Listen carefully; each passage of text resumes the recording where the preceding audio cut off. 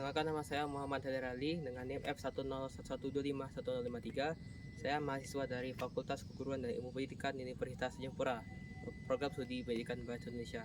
Kali ini saya sedang melakukan tugas sastra lisan budaya yang akan saya lakukan, yaitu adalah video penelitian bahasa Kerajaan Tayan.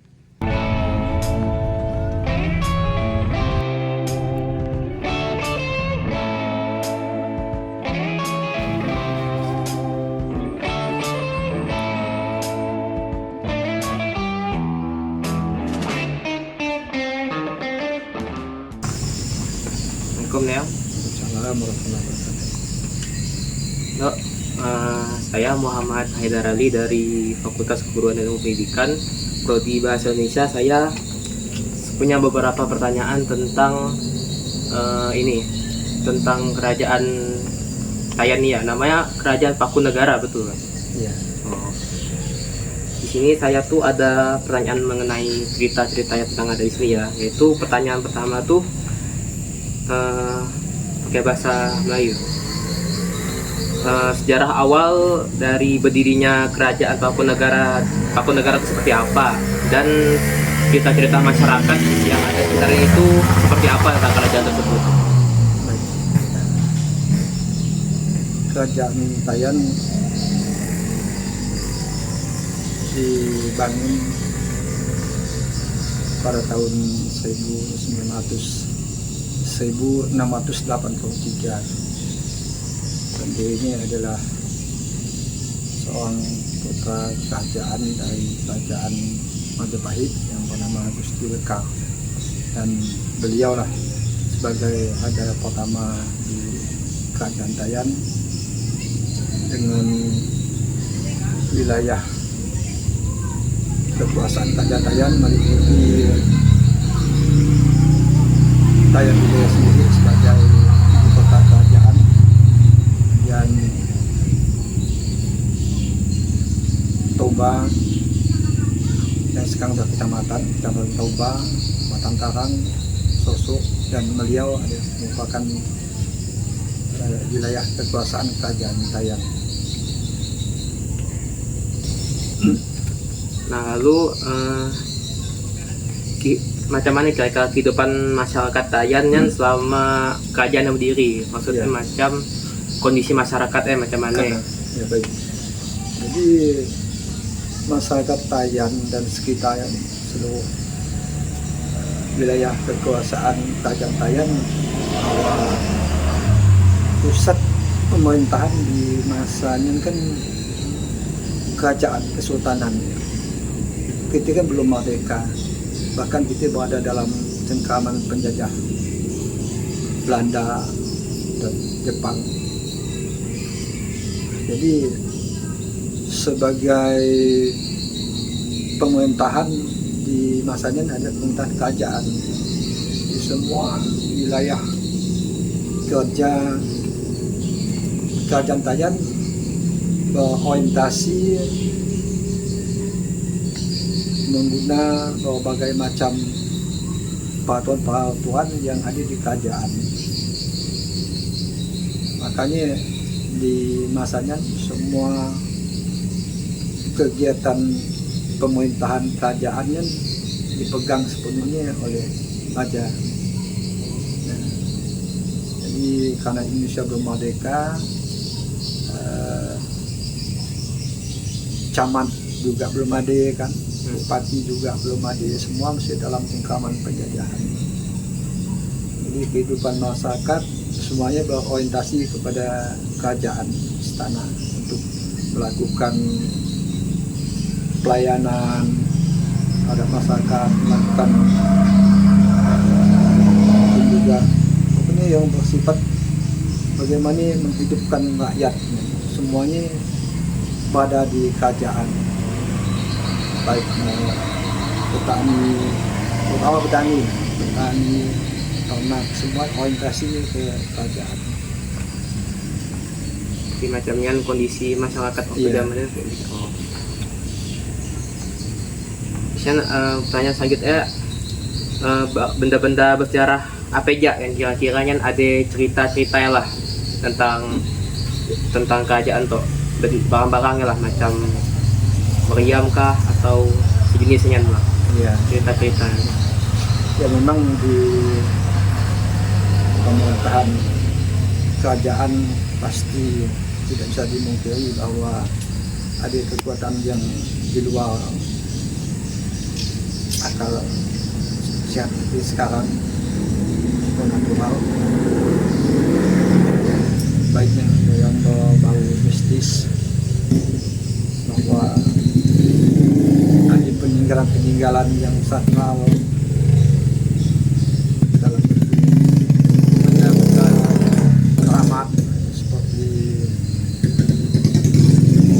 bedil kerajaan adalah salah satu peninggalan leluhur kerajaan,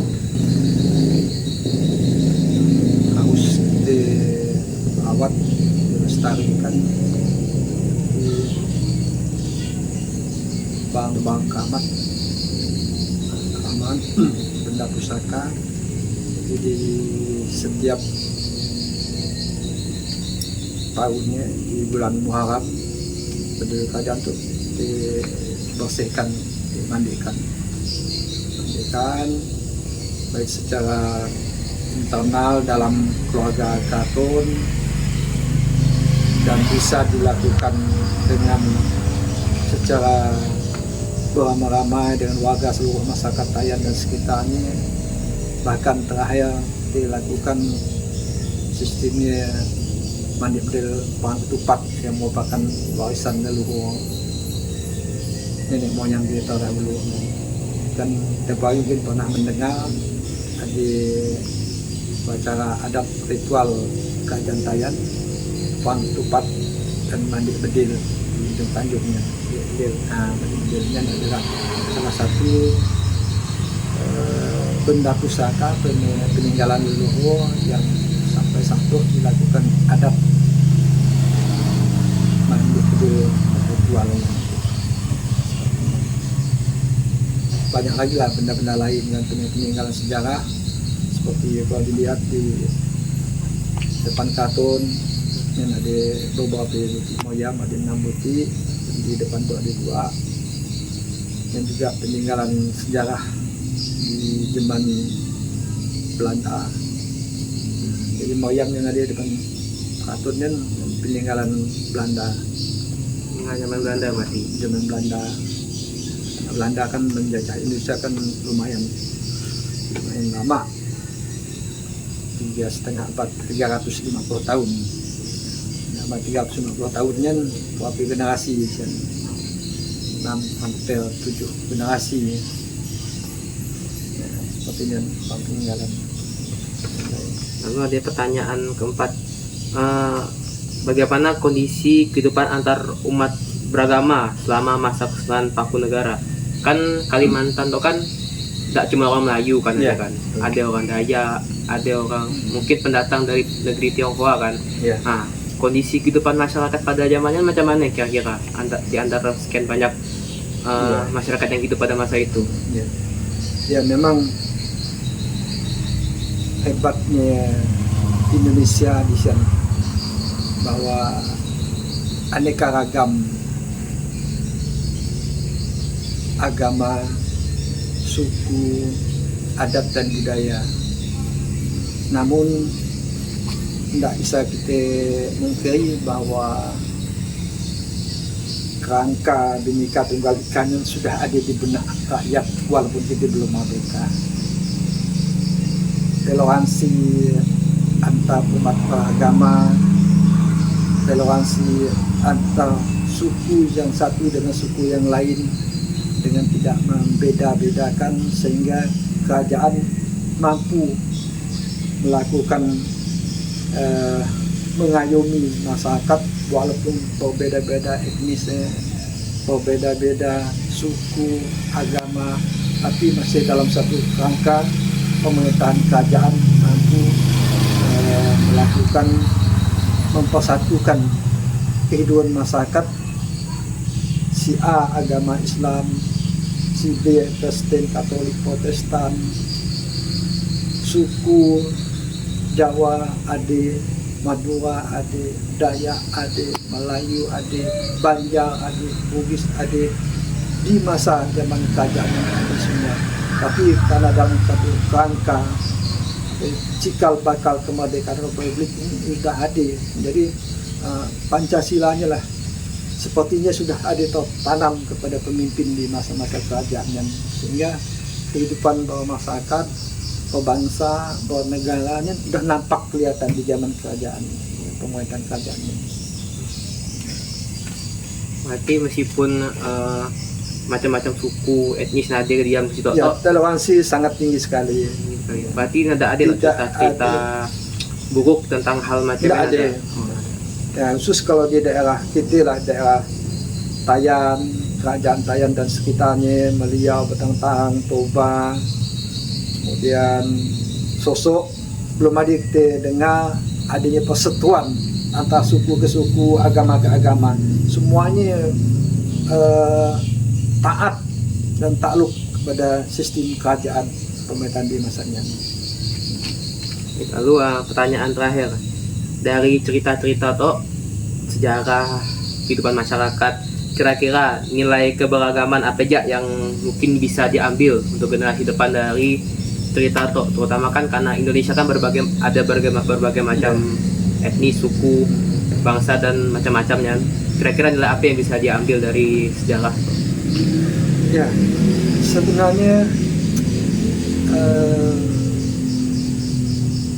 tidak dapat kita mungkiri sebenarnya nilai-nilai sejarah yang perlu kita bangun kembali, yang sebenarnya banyak sekali. Yang akhir-akhir itu udah mulai tenggelam zaman, kemudian didominasi dengan sistem teknologi kita yang udah luar biasa pesat dan majunya. Antara lain ya kan, bahwa adat istiadat di zaman kerajaan di mana sangat menjunjung tinggi rasa hormat menghormati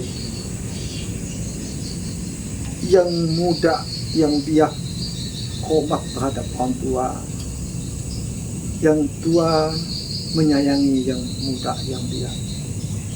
Kemudian kalau kita lihat ya mohon maaf lah anak-anak sekarang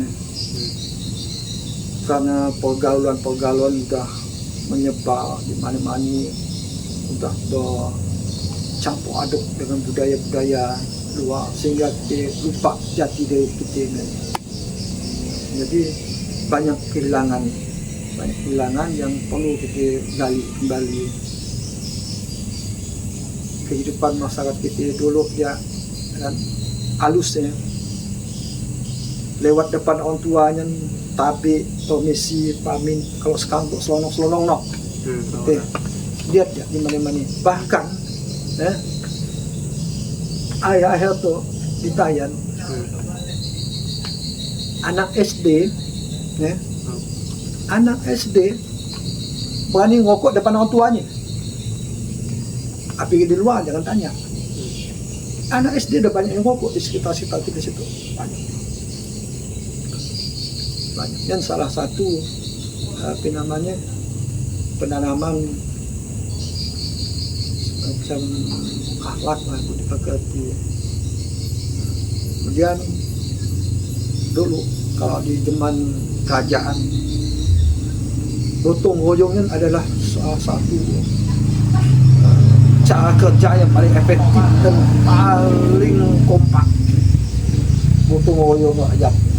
Mungkin sisa-sisa daripada didikan penjajah juga kan, adanya namanya kerja paksa atau kerja rodi.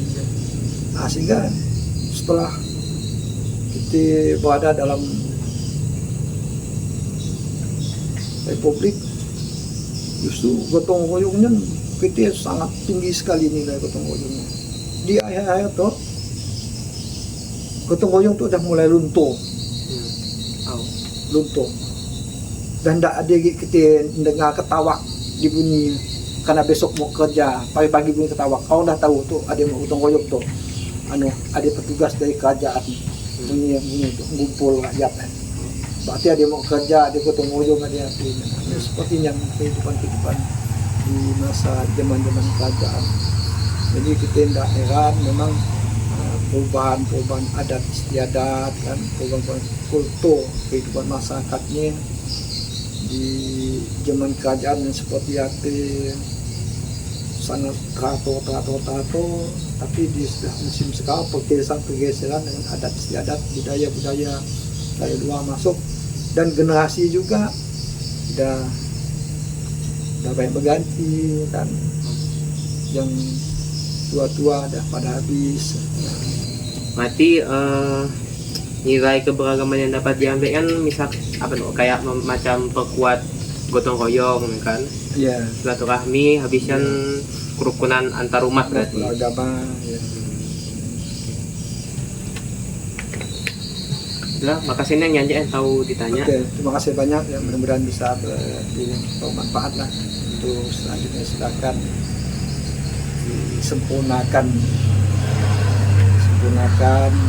redaksinya, yang mungkin arahnya dan kesian lah sesuai dengan permintaan. Terima kasih banyak atas kedatangan. Mohon maaf dari pagi dari situ yang ada ke rumah. Maaf gadah ganggu waktu Iya. kan. Ya, terima kasih. Ya.